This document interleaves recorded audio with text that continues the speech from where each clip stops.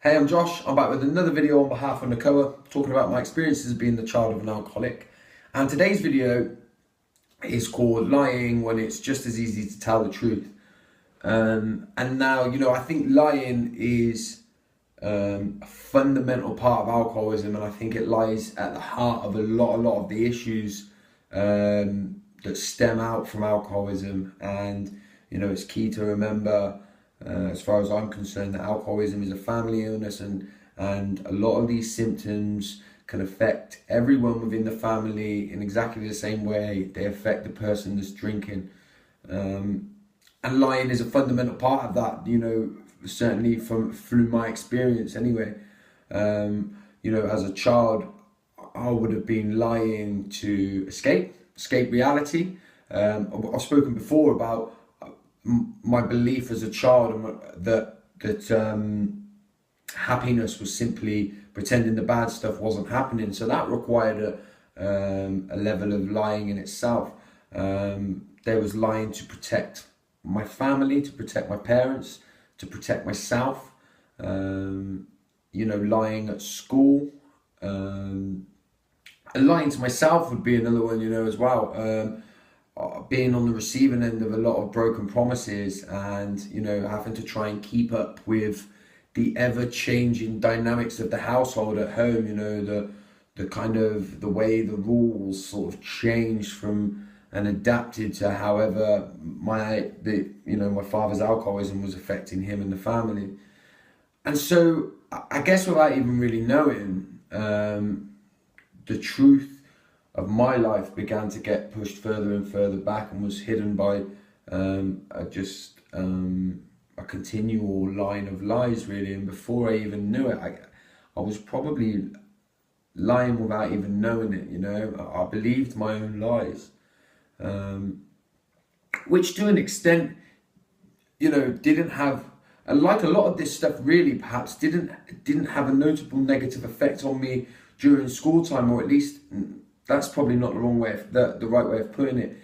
Consciously, it didn't seem like it was having an effect on me, but certainly as I became a young adult, I started to get sussed out, really, and started to realise that, you've got to have a great memory to lie in the way that I was doing. And, by the time I was in my late teens, I did a lot of lying because I did a lot of bad things, and I did a lot of lying to get away from some of the guilt and the shame, and to try and get away with some of the bad things I'd done. But that's not really the line I'm focusing on for the purpose of this video. The line that I'm focusing on is, when I started to really look at trying to be as honest as I possibly could, I realised that a lot of the lies I was telling seemed to roll off my tongue, and they were contrary to what I was thinking sometimes.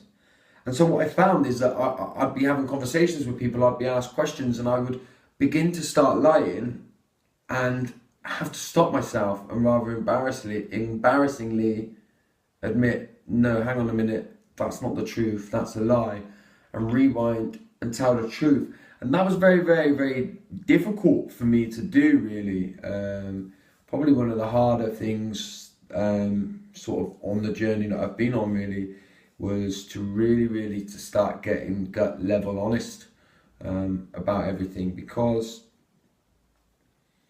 when I started doing that, and I started becoming as honest as I possibly could be, I realised how vulnerable the truth leaves me sometimes.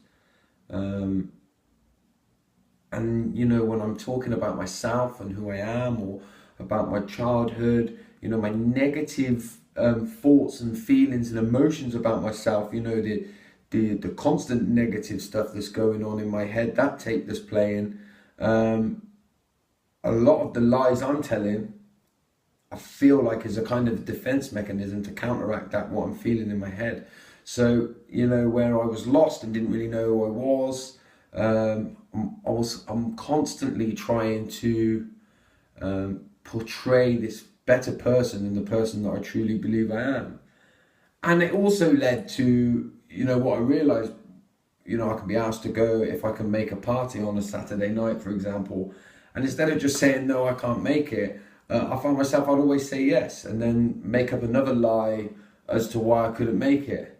And you know, that's really not kind of normal behavior for people who haven't lived the kind of life I have.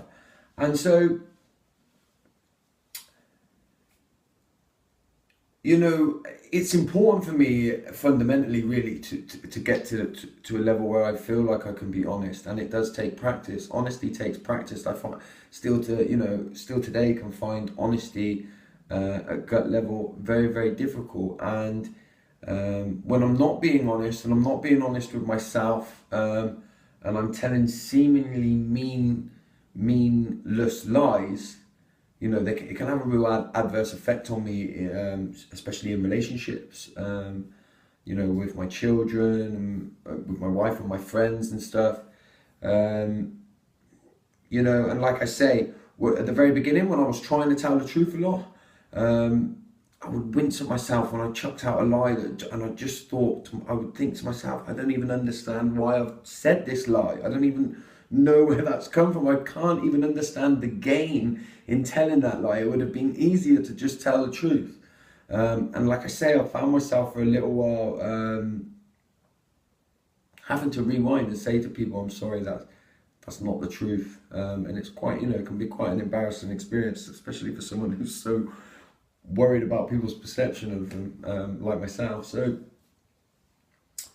yeah, I think I've probably rambled on enough about the subject there. So I hope I've made some kind of sense in there, and I hope it's been the truth, ironically. So yeah, look, I've seen some of the stuff that's being said on Facebook, you know, the comments and stuff, which is really, really great. The whole point of this is to just try and get people to start talking and realizing, you know, the effects that this stuff has on us, and to realize that,